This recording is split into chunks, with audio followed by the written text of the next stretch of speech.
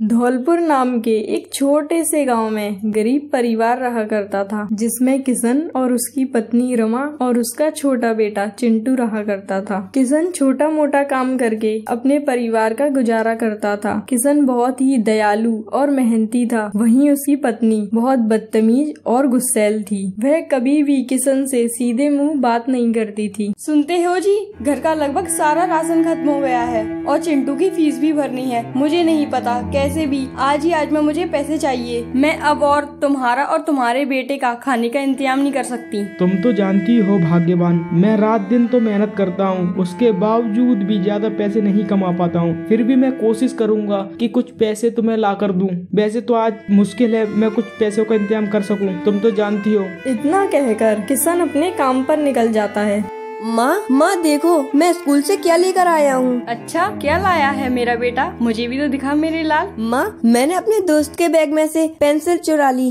अरे वाह बेटा, ये तो तूने बहुत अच्छा काम किया। माँ, कल मैं शॉर्पनर और रबड़ भी चुरा लूंगा, इससे मेरे पास पूरी पेंसिल का सेट हो जाएगा। हाँ ठीक है बेटा, पर ये बात अपने पिताजी को मत बताना।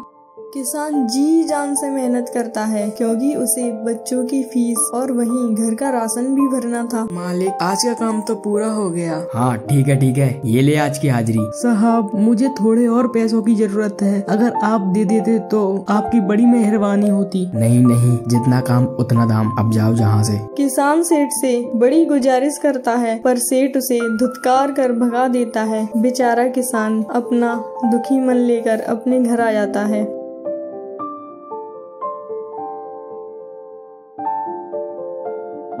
पैसे तो लाए हो ना आज? नहीं भाग्यवान। तभी उसका बेटा चिंटू वहाँ आ जाता है। माँ देखो, आपके लिए हार लाया हूँ। ये हार कहाँ से लाए तुम और किसने दिया? अरे जाने दीजिए, बच्चा है, सुधर जाएगा। तुम अपनी बताओ, पैसे कब लेकर आओगे? कोई बात नहीं बेटा, अंदर वाले कमरे में जाओ। तुमने ही तो इसे बिगाड़ा है। तू रुक, सच बता, ये हार कहाँ से लेकर आया? किसने दिया तुझे ये? पापा वो एक अंकल आए थे, मुझे देकर चले गए ये हार। ये जिसका भी हार है, तुम जाओ वापस करके आओ इसे, हमें नहीं चाहिए किसी का हार। तुम तो रहने ही दो, तुम पर कुछ होता नहीं है। बेचारे उस पर और डांट लगा रहे हो। जब हार बनवाने की दम ही नहीं थी तो मुझसे शादी ही क्यों की? मैं गरीब जरूर हूँ पर ईमानदार हूँ। जो तुम इसे बिगाड़ रही हो ना, एक दिन तुम्हें देखना बड़ी कीमत चुकानी पड़ेगी। हाँ, तब की तब देखेंगे। फिर सब सो जाते हैं।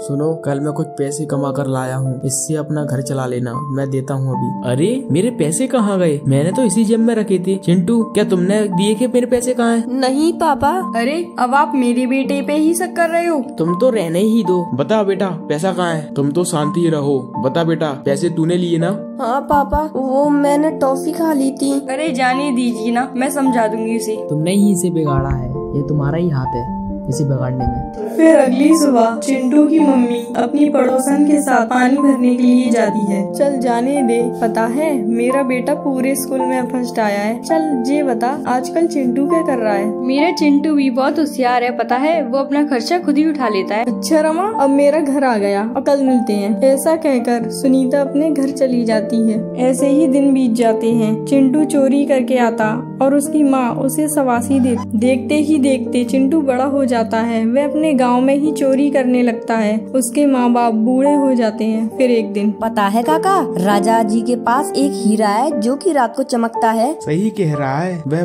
करोड़ों का हीरा है, करोड़ों का। खैर जाने दे, अपन को क्या करना। यह बात चिंटू पेड़ के पीछे से सुन रहा था। वह रात होने का इंतजार कर रहा था। रात होते ही चिंटू महल में जाने लगा है। महल में बहुत अंधेरा था। तभी उसके हाथ से एक टेबल हिल जाती है। कौन है वहाँ पर? लगता है शायद महल में बिल्ली घुस आई है।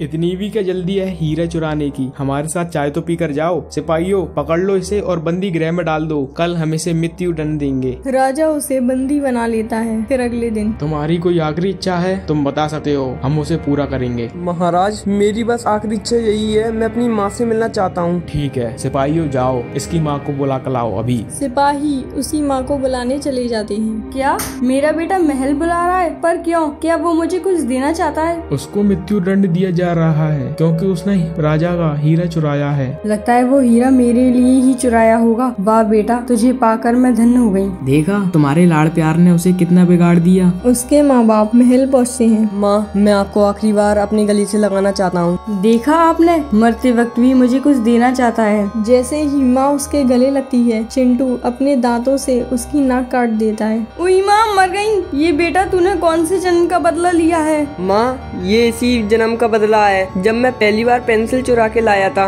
अगर तुम मुझ पर 2 थप्पड़ देती और कहती कि ये गलत है, अब से मत चुराइयो, तो आज मुझे फांसी नहीं लगती। चिंटू को फांसी हो जाती है और उसकी माँ को पछताना पड़ता है।